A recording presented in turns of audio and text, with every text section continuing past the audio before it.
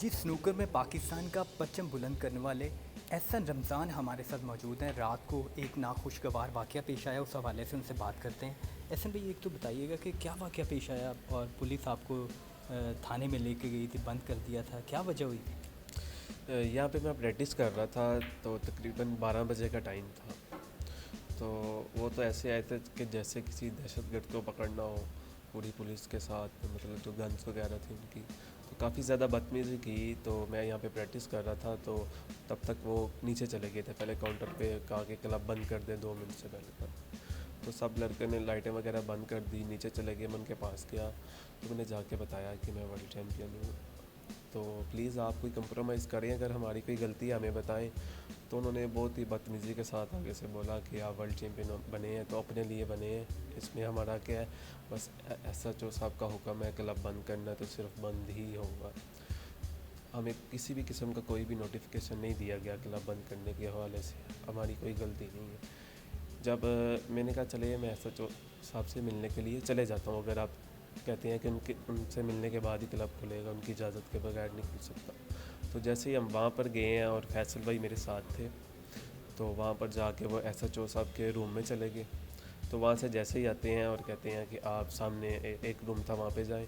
जैसे हम वहाँ पे गए हैं, हमारी सब चीज़ें वगैरह, मोबाइल वॉलेट वगैरह और बेल्ट भी कहते हैं उतार दें, हमने अच्छा, उतार ये दी। वाक़या जो तस्वीर एक वायरल हो रही कि आपका बेल्ट उतरा हुआ है, वो क्या वजह थी और क्यों वो उतरवाया गया? क्या ये मुल्ज़िमान के साथ या मुजरिमों के साथ ऐसा सलूक है? कह लें कि जिस रूम में था वहाँ पे कोई 10 बंदे थे, पता नहीं किस केस में वो आए थे। तो कहते हैं कि बेल्ट भी आप बाहर उतार के जाएं, हमारा रूल है। मैंने कहा क्यों, बेल्ट मैं नहीं उतार सकता, ये एक प्राइवेसी होती है इंसान की, मैं कैसे उतार दूँ बेल्ट?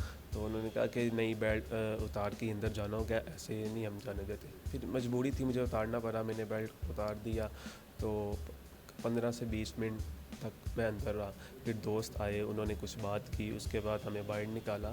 तो मैंने SHO साहब को बोला भी कि मैं वर्ल्ड चैम्पियन हूँ, ये मेरे साथ आप लोगों ने बहुत गलत किया है, मेरी कोई गलती बता दें। आप कहते हैं क्लब बंद करना है, हमारे पास किसी किस्म का कोई नोटिफिकेशन नहीं है, हमारे पास परमिशन लेटर भी है क्लब खोलने का, ठीक है, मेरा गुनाह परमिशन लेटर आपने दिखाया, उसके बाद उनका क्या रद्द-ए-अमल था? नहीं, लेटर दिखाया नहीं, लेटर के बारे में बताया।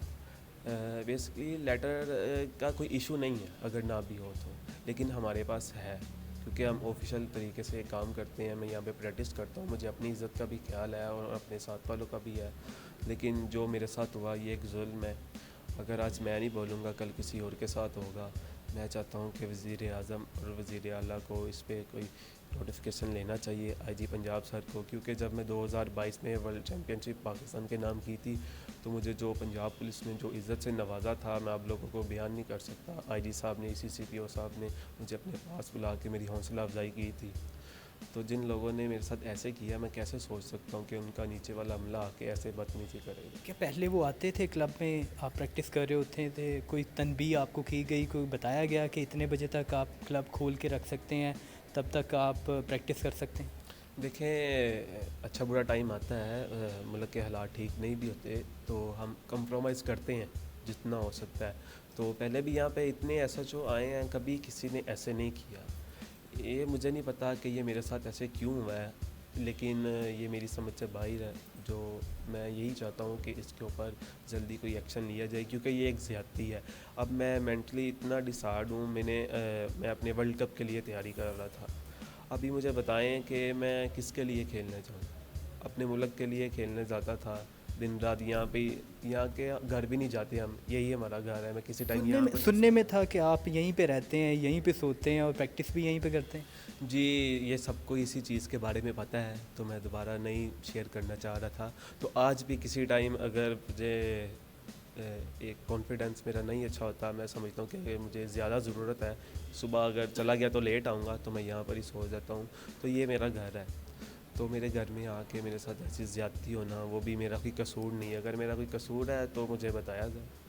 अच्छा, क्या मुतालबा वज़ीर आज़म से करेंगे कि निगरान वज़ीर आला पंजाब से करेंगे? मैं दोनों से ही करूँगा, क्योंकि यही बने हैं और मैंने ऐसी चैम्पियनशिप जीती हैं, शायद ही माँ ऐसा बेटा दोबारा पैदा करे। क्योंकि जब मैं लास्ट टाइम गया था तो شہباز شریف سر سے میں وعدہ کر کے گیا تھا کہ یہ چیمپئن شپ میں آپ لوگوں کو پاکستان میں لا کر دوں گا. تو آپ مجھے بتائیں کہ آج تک کس نے ایسا وعدہ, کسی پلیئر نے ایسا وعدہ کیا اور پورا کیا ہو؟